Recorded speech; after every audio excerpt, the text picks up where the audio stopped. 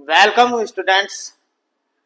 जैव अणु की इस सीरीज में आज मैं आपको पढ़ाने जा रहा हूं ग्लूकोज के रासायनिक गुण। देखिए, जो ग्लूकोज के रासायनिक गुण होते हैं वो बहुत ही ज्यादा महत्वपूर्ण होते हैं और इनको करने में आपको बहुत परेशानी होती है। परेशानी इसलिए होती है, कभी आप सूत्र भूल जाते हैं, कभी आप अभिक्रिया भूल जाते हैं, तो कोई बहुत सारी परेशानी आती है। अगर आपको इस परेशानी से बचना है तो बेहतर है कि आप इसका एक वर्गीकरण बनाइए और उस वर्गीकरण को समझकर फिर अभिक्रिया बनाइए। देखिए कितनी आसानी से आप रासायनिक अभिक्रिया बना पाएंगे और फिर कभी भूलेंगे भी नहीं। तो आइए इसी सीरीज में मैं आपको बनाने सिखा देता हूं जो ग्लूकोज के रासायनिक गुण है उसका वर्गीकरण। उसके वर्गीकरण से आप बहुत ही इजी से रासायनिक अभिक्रिया करेंगे। तो चलिए देख लेते हैं ग्लूकोज के रासायनिक गुणों का वर्गीकरण। तो सबसे पहले आप एक बात देखिए, जो ग्लूकोज होता है, ग्लूकोज सबसे पहले आप ये समझिए इसकी रासायनिक अभिक्रिया, जब आप इसका अनुसूत्र लिखेंगे इसकी रासायनिक अभिक्रिया कहां कहां होती है ये आपको समझना है। तो सबसे पहले मैं इसकी संरचना बना देता हूं। देखिए संरचना, अगर आप इसकी संरचना पढ़े तो ऊपर होता है एल्डिहाइड ग्रुप और ऐसे 6 कार्बन, 1 2 3 4 5 6 कार्बन लिख लेते हैं। क्यों? क्योंकि ग्लूकोज का जो अनुसूत्र होता है C6H12O6, ये होता है ग्लूकोज का अनुसूत्र। इस अनुसूत्र में जब आप इसकी रासायनिक अभिक्रिया करते हैं तो देखिए होता क्या है, इधर आ जाता है OH और यहां होता है H, और इधर आएगा OH और यहां आता है H, इधर OH और ये H, OH H और यहां होता है CH2OH। तो जब आप ग्लूकोज की संरचना देखते हैं तो आप इस संरचना को देखिए। इस संरचना में आपको OH के 5 अणु दिखाई दे रहे होंगे। कितने अणु हैं? 5। तो को ऐसे तत्व आपको पता होना चाहिए जो इन पांचों के पांचों OH को हटा देंगे। तो अब देखिए ग्लूकोज की संरचना से अब आपको पता चलेगा कि ग्लूकोज कितनी तरह की रासायनिक अभिक्रिया करता है। सबसे पहले तो आपको यही चैलेंज है कि आपको पता होना चाहिए ग्लूकोज कितनी तरह से रासायनिक अभिक्रिया करता है। नंबर 1, अब आप यहां देखिए कितने तरीके से ये रासायनिक अभिक्रिया करेगा। नंबर 1, वे अभिक्रियाएं जो इसके OH समूह पर होती है। देखिए OH एक ये रहा, 1 2 3 4 5, 5 OH है। तो आपको ये पता होना चाहिए ऐसे कौन कौन से तत्व है जो इन पांचों OH को हटा देंगे। तो वे तत्व आपको पता हो। नंबर 1 PCl5, PCl5, दूसरा CH3COCl एसिटिल क्लोराइड, और तीसरा CH3COOCOCH3 एसिटिक एनहाइड्राइड। ये तीनों वे तत्व है जो ग्लूकोज के OH को हटा देते हैं। सबसे पहले तो आपको यही पता होना चाहिए कि कौन सा तत्व ग्लूकोज के किस अणु पे जाके क्रिया करता है। तो मैंने आपको बता दिया OH, अगर ग्लूकोज के OH को आपको हटाना हो तो या तो PCl5 से अभिक्रिया करनी पड़ेगी, या एसिटिल क्लोराइड से क्रिया करनी पड़ेगी, या एसिटिक एनहाइड्राइड से क्रिया करनी पड़ेगी। तो पहली अभिक्रिया होती है OH पे। क्लियर? ये बात समझ में आ गई। अब नंबर 2, दूसरा, अब आप याद रखिए वे तत्व जो इसके CO कीटो ग्रुप पे दिखाते हैं, यानी कि C double bond O keto group पे कौन कौन से तत्व इसकी अभिक्रिया करते हैं ये आपको पता हो। मैं ये भी लिख दूं। नंबर 1 HCN, हाइड्रोजन साइनाइड, क्या बनाते हैं अभी वर्गीकरण करके ये भी बता दूंगा। दूसरा NH2OH, हाइड्रॉक्सिल एमीन, और तीसरा C6H5NH2 फेनिल हाइड्रोजीन। तीसरा तत्व होता है फेनिल हाइड्रोजीन। तो ये तीनों तत्व कहां क्रिया करेंगे? इसके कीटो ग्रुप पे। ये आपको पता हो। अगर आपको इतना पता रहेगा तो कभी भी रासायनिक अभिक्रिया में गलती नहीं होने की। नंबर 3, अब नंबर 3 देखिए, नंबर 3 की अगर हम बात करें, नंबर 3 देखिए, नंबर 3 की अगर हम बात करें तो आप पूरा एल्डिहाइड ग्रुप HCHO, HCHO, ये एल्डिहाइड ग्रुप है, कीटो ग्रुप का पूरा एल्डिहाइड ग्रुप पे अगर अभिक्रिया होती है, अब आपको पता हो कौन कौन से तत्व इसके एल्डिहाइड ग्रुप पे क्रिया करते हैं, तो मैं आपको बता देता हूं वे कौन कौन से तत्व होते हैं, ये भी देख लीजिए। नंबर 1, फेलिन अभिकर्मक, फेलिंग विलियन, फेलिंग विलियन। और नंबर 2, टालन अभिकर्मक, टालन अभिकर्मक। ये दोनों के दोनों अभिक्रिया करते हैं इसके एल्डिहाइड ग्रुप पे और ग्लूकोनिक अम्ल बना लेते हैं, लेकिन पता हो कहां अभिक्रिया होती है, पूरे के पूरे एल्डिहाइड ग्रुप पे इसकी अभिक्रिया होती है। ये 3 तो आपको पता ही हो, बहुत ज्यादा इंपॉर्टेंट होती है, इतना तो आपको पता हो कौन अभिकर्मक ग्लूकोज के किस जगह अभिक्रिया करता है। नंबर 4, एक नंबर 4 आती है ऑक्सीकरण अभिक्रियाएं, ऑक्सीकरण अभिक्रियाएं। अगर ग्लूकोज की ऑक्सीकरण अभिक्रिया करते हैं, यह भी पता हो ऑक्सीकरण किससे होता है, ब्रोमीन जल, ब्रोमीन जल, जलीय ब्रोमीन कह सकते हैं इसको, जलीय ब्रोमीन से अभिक्रिया अगर करते हैं तो, और HBr, ये क्या करते हैं, ये करते हैं ऑक्सीकरण अभिक्रिया। और क्या बनता है ये मैं अभी डायग्राम बनाऊंगा, ये भी आपको पता हो।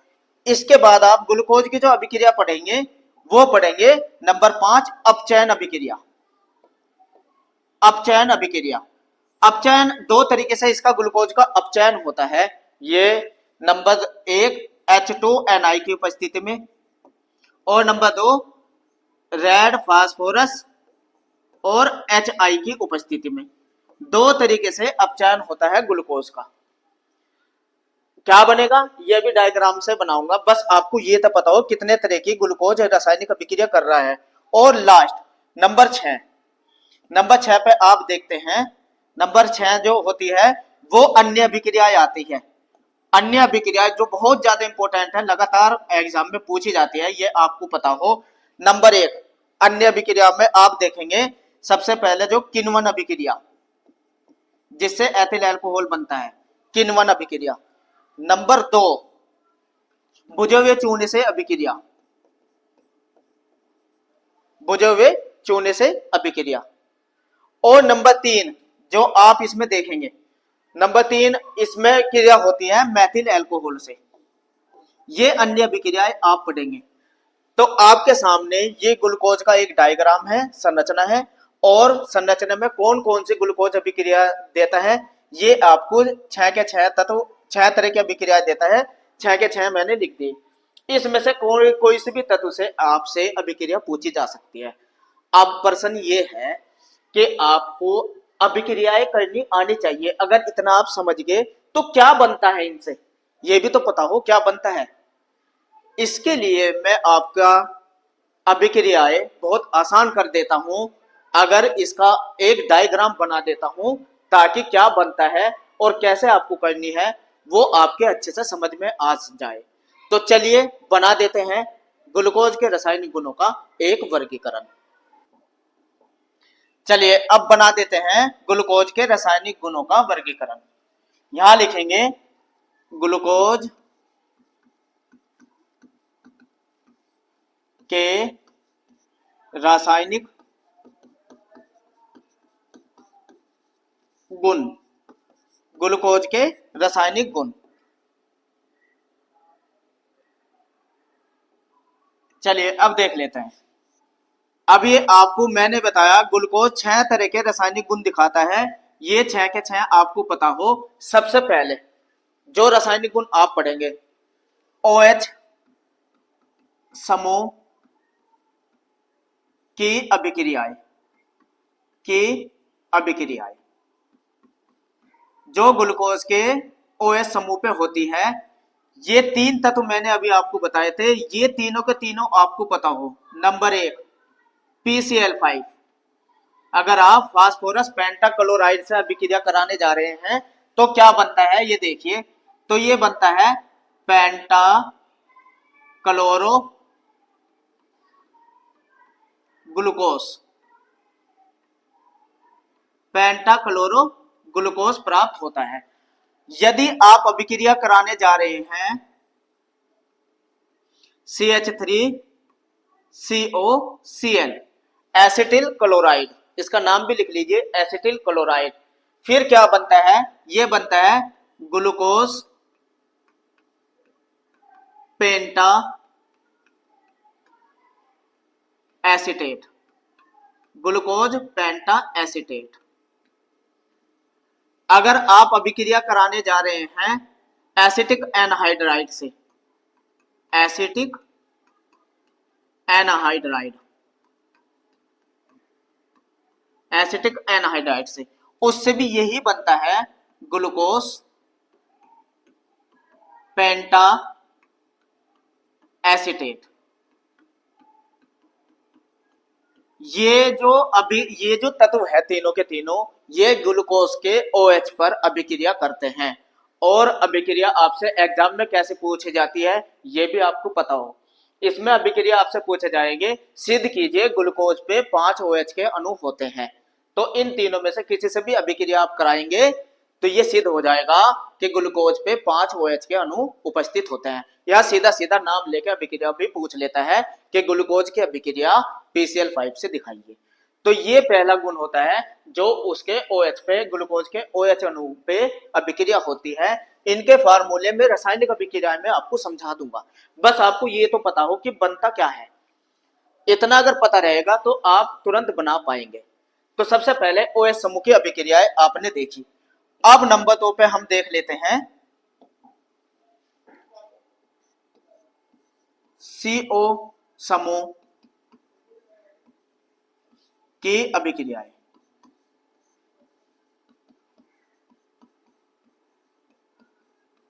CO समूह की अभिक्रियाएं,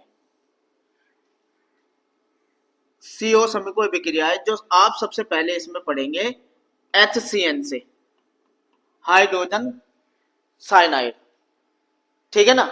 तो इसमें क्या बनता है, साइनो, ये बनेगा glucose cyanohydrin, glucose cyanohydrin.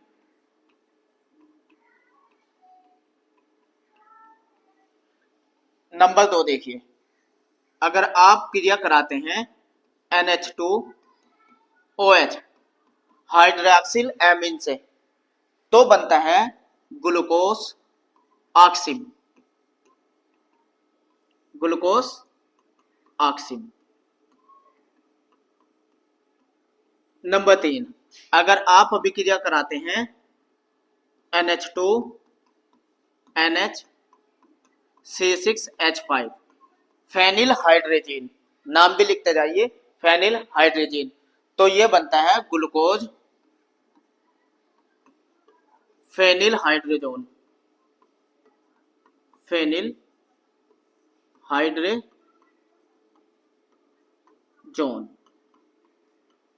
Number 2 अभिक्रिया होती है ये। अब नंबर 3 रासायनिक गुण को देखिए। 2 गुण हो गए CO समूह पे और OH समूह पे। अब नंबर 3 CHO ग्रुप एल्डिहाइड समूह से, समूह की अभिक्रियाएं, की अभिक्रियाएं। जो इसकी COH समूह की अभिक्रियाएं होती है उन 2 तत्वों को याद करिए कौन कौन से होते हैं। एक तो फेलिंग विलियन, फेलिंग विलियन जिसे COO कहते हैं। अभिक्रिया अगर आप इससे कराएंगे तो इसे COO के रूप में लिखना पड़ता है। और दूसरा होता है टालन अभिकर्मक जिसे Ag2O लिखते हैं, टालन अभिकर्मक।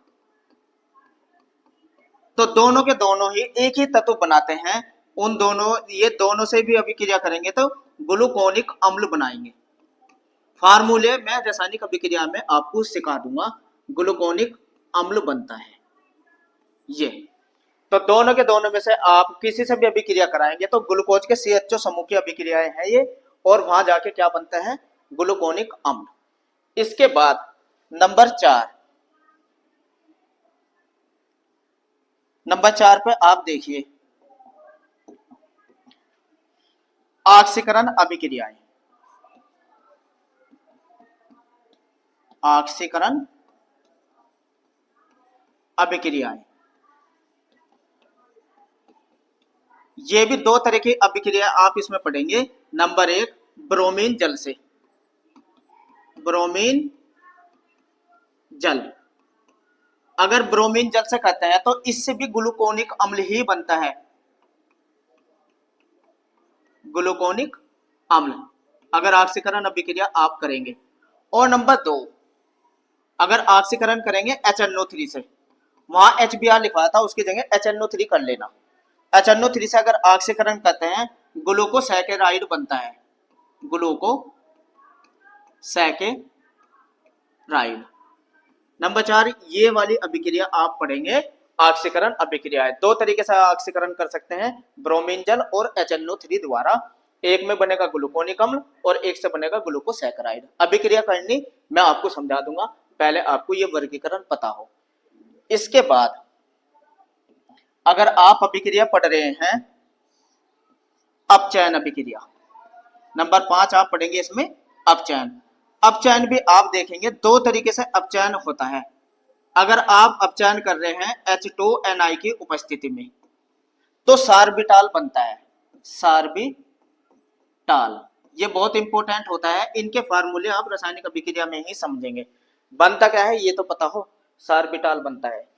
और अगर आप अपचयन कर रहे हैं रेड फास्फोरस और प्लस HI की उपस्थिति में तो N-हेक्सेन बनता है। क्या बनता है, N-हेक्सेन। तो ये आप पढ़ेंगे नंबर 5 अभिक्रिया अपचयन अभिक्रिया। इसके बाद नंबर 6 अभिक्रिया, जो अन्य अभिक्रियाएं आप इसमें देखेंगे। नंबर 6 देख लीजिए, नंबर 6 आती है अन्य अभिक्रियाएं। अन्य अभिक्रियाएं में आप इसमें पढ़ेंगे 3 तरह की अभिक्रियाएं, बहुत इंपॉर्टेंट है तीनों। नंबर 1 किण्वन। अगर आप ग्लूकोज का किण्वन करेंगे किसी एंजाइम की उपस्थिति में होता है ये, जाइमेज इन्वर्टेज जो वहां बताऊंगा मैं, और इससे बनता है एथिल एल्कोहल, एथिल एल्कोहल। अगर आप क्रिया कराने जा रहे हैं बुझे हुए चूने से, और एक होता है मैथिल एल्कोहल से, तो यहां बनता है कैल्शियम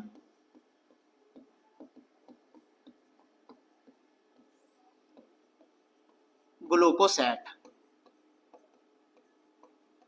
कैल्शियम ग्लूकोसेट बनता है, ठीक है ना। और इसमें बनता है मैथिल ग्लूकोनिक अम्ल को सैकराइड। बस ये इतना करिए, ये हुआ इसका वर्गीकरण। वीडियो अच्छे लगे हो लाइक कीजिए, कमेंट्स कीजिए। मिलते हैं मेरी नेक्स्ट वीडियो में। मेरे साथ जुड़े रहने के लिए थैंक्स।